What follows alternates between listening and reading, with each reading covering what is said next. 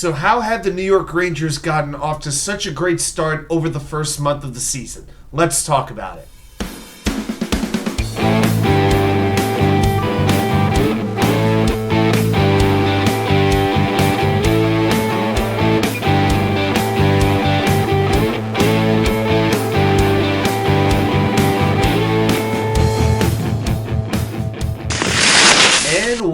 Well, welcome back to New York Sports WickerMedia. I'm Wa2K99. Thank you, as always, for taking the time to watch these videos. Reminder, we go live every Wednesday night at 10 p.m. Please join us. It's always a whole lot of fun. We'll talk about whatever's going on in the world of New York sports. But I want to come on today and talk a little bit about those New York Rangers. They are 7-2 to start the season. They had a fantastic month of October. And I wanted to come on and talk a little bit about why the team has gotten off to such a good start. And I got a couple of reasons why.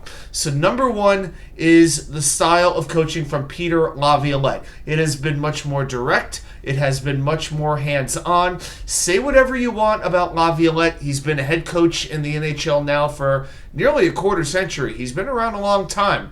But one thing that cannot be denied is he gets his team off to fast starts in his first or second seasons.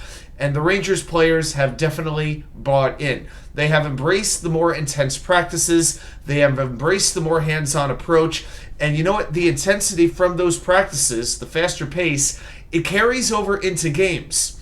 Because as we watch the Rangers, we are seeing them block more shots, winning more battles along the boards for pucks, generally just looking more engaged. And that is really, really good. I felt too much under gerardgallant for all the success he may have had, that too often the team was just too passive, and you are not seeing that with peterlaviolette. But the second thing that's making a big difference with this team is the improved defensive structure and play in the neutral zone. And it's interesting because the Rangers didn't make wholesale changes to their defense. You know, they returned 5 players from last year's core lineup. The only change was adding erikgustafsson as a free agent, who has settled in on the third pair with bradenschneider. But entering Monday, the Rangers were second in the league in 25.9 shots allowed per game. That's tied with the Carolina Hurricanes for the best mark in the NHL. And the Hurricanes are known for their defensive depth, their defensive structure, and the Rangers are keeping pace with them. In fact, the Rangers they're allowing 2.0 goals per game. That ranks second in the league. And meanwhile, they're allowing 10.2 high danger scoring chances per 60 minutes. That ranks ninth in the league. And this one, if you talk about playing with the puck responsibly, making smart plays, this is really good. The Rangers last year had about 10 giveaways per game, 10.1 giveaways per game. That was second to last in the NHL. This year, they are giving the puck away 4.34 times per game. That is the best in the league. They've gone from 31st last year to first through their first 9 games. That is fantastic. Absolutely fantastic. And I think the hands-on approach, the focus on defensive structure, not just scoring goals, but specific instruction on how to play in the neutral zone and how to forecheck is what's really making the difference. It's not about changing the players. It was about changing the coaches and the direction of the team. In fact, their center, Vinny Trocheck, who has been really, really good aside from a couple of dumb penalties, he said this during training camp when he was reflecting on the previous regime. Quote, "It was a little more laid back, and I think maybe we were not as prepared as we should have been." End quote. And the thing is, the Rangers haven't really had to sacrifice their offensive capabilities to improve the defense. The Rangers are scoring 3.1 goals per game. Not fantastic, but still right in the middle of the pack. And another thing that's making a big difference is that peterlaviolette is pretty much sticking with the same lineup combinations. You know, gerardgallant juggled the lines constantly, even within games. It became sort of a running gag amongst Ranger fans. You know, what lines is he going to change now? How soon will it change?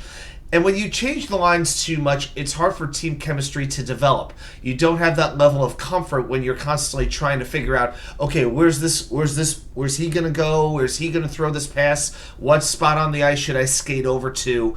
You know, and of course no injuries helps, so knock on wood for that.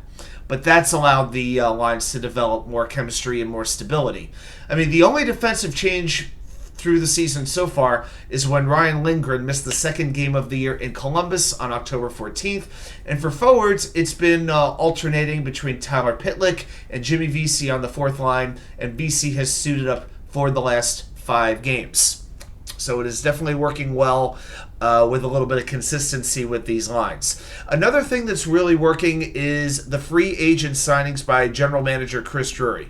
Now, going into the season, the Rangers had very, very little salary cap space to work with, basically about $8 or $9 million, I believe it was, to fill about 8 or 9 roster spots. It was going to be very challenging. Chris Drury had to stretch every single dollar as far as he could to try to bring in some depth to this team. And 3 signings in particular. Goaltender Jonathan Quick, he was reviled by Rangers fans. You look at the preseason, his stats were terrible. There were Rangers fans who wanted this guy cut for the likes of Louis Domingue. And he has played basically a game and a half. He has stopped 56 of 57 shots, highest save percentage in the sport. And I said this going into the season. He's working with Benoitallaire, a renowned goaltenders coach. Let's at least give Quick 6 weeks to 2 months. Give him till Thanksgiving. Let's see what kind of results he gets. Because think about last year. Yaroslav Halak, the Rangers' backup goalie at the time, he got off to a very slow start, but he kept getting better and better and better. And with a goalie with a resume like Jonathan Quick, I didn't see any reason that Allaire couldn't work his magic with Quick as well. And most certainly he has in the game and a half that Quick has played up to this point. And on defense, I already mentioned Erikgustafsson playing on the left side next to Bradenschneider. You know, I knew Gustafsson's name, but I didn't pay much attention to him.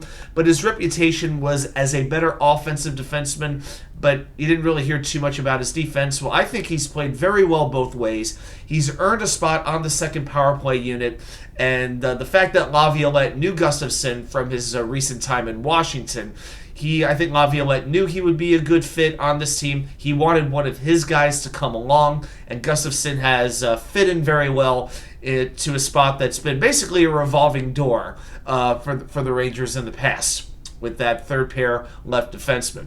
But another player I really want to give some props to is Nick Bonino. You know, every team needs a good checking line, especially once playoff time comes around. And Bonino is solidifying the center spot on that fourth line. He's never going to be a great regular season point getter, but he does not need to be, because the Rangers didn't have this shutdown line last season that I think they have with Bonino, Barclay Goodrow, and Jimmy Vesey. And Bonino, he does those little things. He's willing to block shots. 9 games in, 31 block shots. That's crazy. The Rangers have killed 87% of opposing power plays, 10th best in the league. Bonino plays a major role there. And for years, we've talked about how bad the Rangers have been on faceoffs. It's become a joke.